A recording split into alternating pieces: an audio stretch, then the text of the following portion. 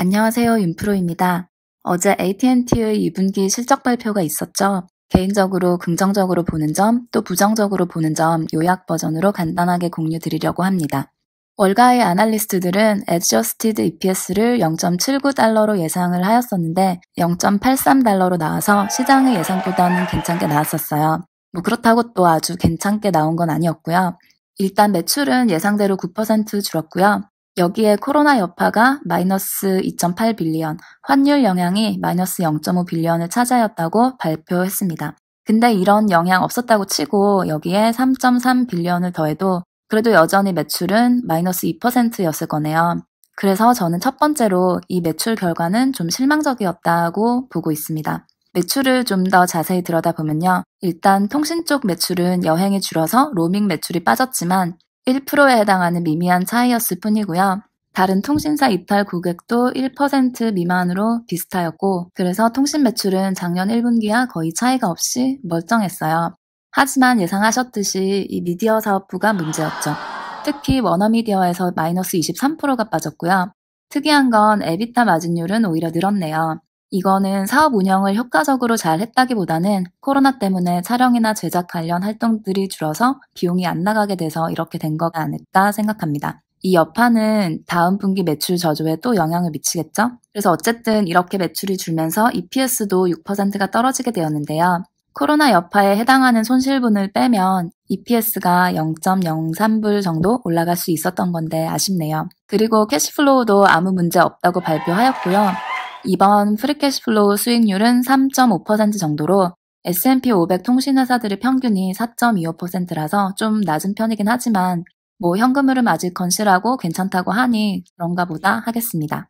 캐시플로우 내역 간단히 보시면 영업현금으로 12.1빌리언이 들어왔고 투자현금으로 5.3빌리언을 썼어요. 이 투자현금 중에서 카펙스에 4.5빌리언이 들어갔고 5G 스펙트럼에 1빌리언이 들어갔어요. 그래서 직전 분기 대비했을 때 오히려 더 늘어난 수준의 투자 자금이 투입되어서 저는 이 부분이 아주 다행스럽고 긍정적으로 보입니다. 그런데 재무연금이 플러스예요. 어디선가 또 돈을 빌려서 돈이 들어왔으니 플러스가 나왔겠죠? 그래서 살펴보니 아니나 다를까 또 빚내서 빚을 갚고 있는 그 카드값 돌려막기를 아직 하고 있었어요. 여기 보시면 이 보라색이 돈을 빌린 거고요. 총 24빌리언을 빌렸네요. 그리고 이 노란색이 돈을 갚은 거고요. 총 20빌리언을 갚고 배당이 여기서 4빌리언 나가서 똑같은 24빌리언이라는 금액이 나갔네요.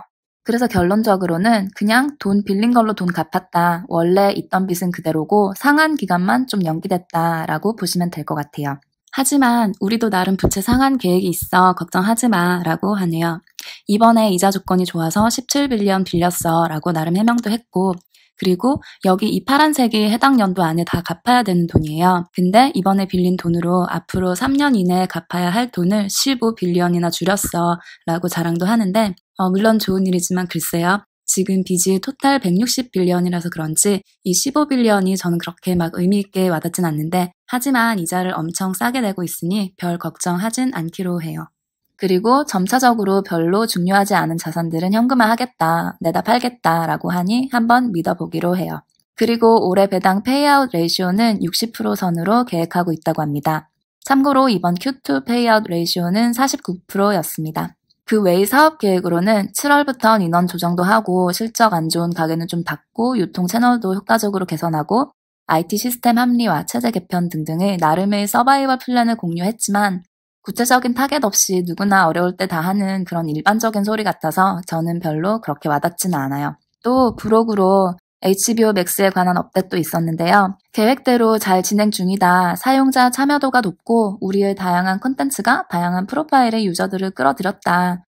HBO Max로 인해서 통신 쪽 요금제 업그레이드도 많았다 해서 성공적인 런칭이었다라고 얘기를 하는데 이것도 글쎄요. 정확한 수치 없이 죄다 뭉뚱그려서 하는 이런 말들이 아직 그닥 특출난 성과는 없었다로 들리는데 저한테만 그런 건가요?